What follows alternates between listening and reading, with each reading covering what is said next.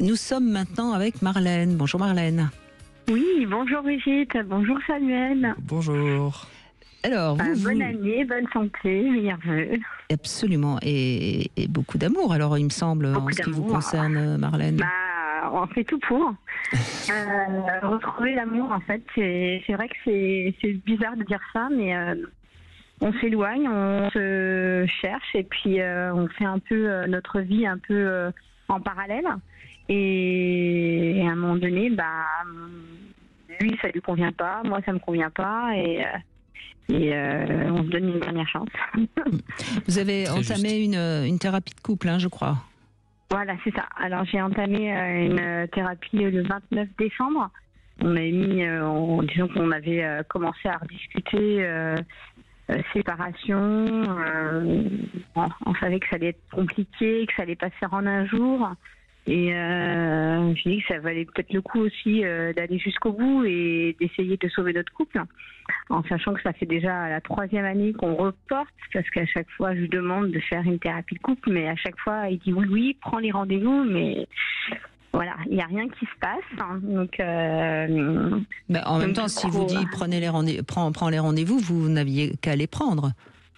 Alors j'ai essayé, mais à chaque fois ça collait pas par rapport aux horaires, par rapport là c'est pas bon, là il retardait un petit peu l'échéance, et puis moi j'ai fait ma petite thérapie de mon côté, et puis en fait donc vous êtes de toute façon s'il n'a pas envie, on peut pas le soigner, c'est lui qui doit se prendre en charge, c'est pas à moi de le faire. Et là c'est lui c'est moi qui ai pris rendez-vous, d'accord. Mais il a même avancé un train, tout ça, pour venir. Donc voilà, il n'a pas... donc là, il est d'accord. Et vous êtes en couple depuis combien d'années ? 11 ans. D'accord. Et donc, puisque c'est vous qui appelez, on va parler avec vous, parce que lui, on ne va pas faire de suppositions sans l'entendre. Vous, qu'est-ce qui ne va plus ? J'ai plus de désir, j'ai pas de respect, j'ai un manque d'estime. En fait, moi je suis quelqu'un de base. Quand je l'ai rencontré, j'étais solaire, j'étais pleine de joie, d'enthousiasme, et j'avais envie de monter les montagnes, de pousser les montagnes. Et plus ça va, plus je m'éteins, plus je suis plus solaire, je suis plus comme si j'avais moins confiance en moi. Oui, je comprends. Comme s'il dévorait votre lumière quelque part. Voilà, en tout cas, il essaie. Et en fait, ça le gêne. Voilà, ça le gêne. Il essaye de l'éteindre. Il essaye de l'éteindre. En fait, est-ce que c'est non, bien sûr. Est-ce que c'est quelqu'un qui manque un peu justement de lumière et de confiance en lui ? Oui.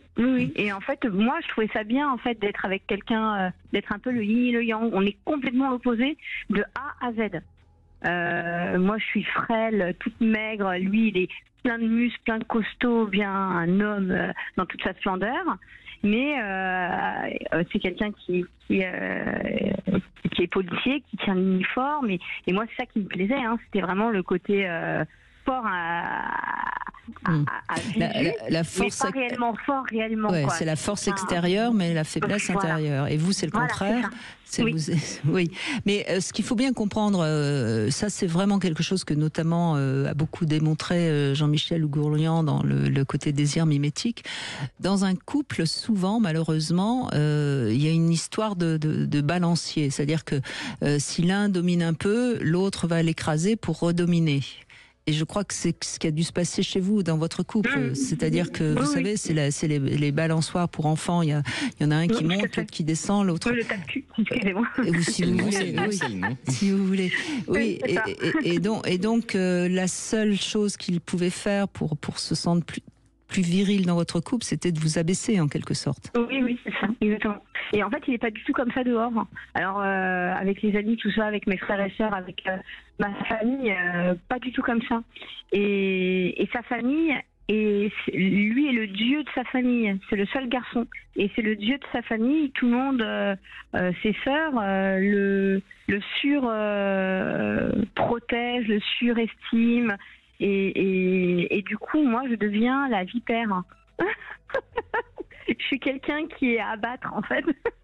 Donc, c'est très dur d'arriver à exister, même par rapport à la famille. Ouais. Mais est-ce qu'au début, dans votre sexualité, c'était bien ? Non, ça n'a jamais été quelqu'un. C'était pas un bon amant. C'était moi, j'ai toujours été très attirée par des gens qui étaient un peu plus faibles, un peu plus introvertis, pour essayer de leur donner confiance, leur donner de l'amour, tout ça. Donc j'ai toujours choisi quelqu'un qui m'aurait pas choisi. Parce que j'étais très lumineuse, très sûre de moi. Alors ça, c'est l'apparence que vous nous donnez. Oui, voilà. Mais est-ce qu'au fond, choisir quelqu'un qui est moins bien que nous, entre guillemets, hein, quand j'étais jeune, j'étais comme ça et les gens ne me regardaient pas forcément. Oui, mais choisir quelqu'un qui est un peu moins bien que nous, c'est se donner l'impression qu'on est aussi bien qu'on voudrait l'être. Moi, je le voyais pas comme ça. C'était plus un peu pas de la pitié, mais un peu quelqu'un qui aurait pas la chance d'aborder quelqu'un bien dans sa peau, bien dans sa tête. Voilà, moi c'était plus dans ce sens-là. En fait, j'ai même eu des relations sexuelles avec quelqu'un d'handicapé, mais j'ai jamais forcé le truc. Ça m'est un peu tombé dessus et j'ai été jusqu'à l'acte parce que le jeune homme en question, il me disait, moi, j'aurais été vaillant, j'aurais choisi d'aller à droite à gauche. Donc en fait, ça voulait dire qu'il aurait voulu essayer. Donc j'ai été jusqu'à l'acte parce que c'était j'ai pas très bien compris. Peut-être préciser pour nos auditeurs qui, à mon avis, doivent essayer de suivre. Donc la personne handicapée ne pouvait pas aller à droite, à gauche. Est-ce que vous pouvez être plus clair? Oui, alors la personne handicapée qui en fauteuil, oui, en fauteuil, voilà, très handicapée, très jeune, hein, je l'aidais, j'étais une aidante pendant que 3 semaines de stage. Donc vous étiez en stage, vous vous occupiez de ce jeune homme. Voilà. Et finalement, il s'est passé ce qui devait se passer. Voilà, c'est ça. Et j'ai pas été contre en fait. J'étais célibataire, donc voilà, j'avais pas de contraintes et puis j'ai pas été contre et puis voilà, c'était dans ma tête, je me suis dit peut-être que ce sera la seule fois ou pourquoi pas. Pourquoi pas. Il n'y a pas d'interdit en fait en amour. Il savait très bien que c'était on était 5 semaines ensemble durant son stage. Je le véhiculais, je m'occupais de lui matin, midi et soir. Il y avait des aidants infirmiers, tout ça pour le reste. Marlène, on va revenir avec votre problématique de couple. Moi, ce que j'entends dans votre témoignage, Marlène, c'est qu'au fond, vous choisissez pas un compagnon, vous choisissez des faire-valoir. Peut-être, oui. Et ça, c'est important que vous compreniez parce que à ce moment-là, vous allez pouvoir vous remettre aussi vous en question, parce que pour l'instant, c'est un peu lui que vous remettez en question. Mais je crois que c'est important que vous compreniez à quel point vous avez voulu l'éblouir par votre côté solaire, comme vous le dites si joliment. Certainement.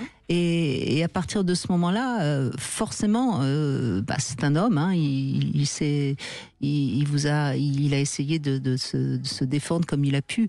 Donc je crois que moi je vous conseillerais tous les deux d'avoir cette humilité-là, de reconnaître le mal que vous avez fait à l'autre pour vous sauver vous-même. Encore une fois, on fait pas mal à la personne qu'on aime pour lui faire du mal. On lui fait mal parce qu'on veut sauver les apparences et donc on confond l'amour et l'amour-propre, évidemment.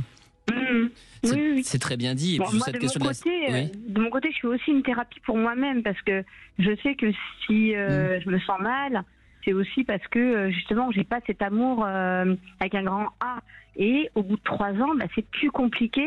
Après 3 ans, c'est plus compliqué de faire l'amour à quelqu'un qu'on ne désire pas sexuellement que quelqu'un. Oui, mais là, vous voyez, vous reparlez de lui.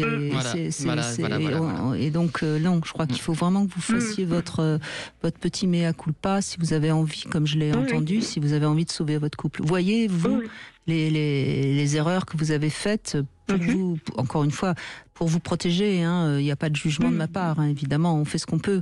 Mais si on veut sauver son couple, il faut avoir il faut être clair aussi sur sa part de responsabilité, évidemment.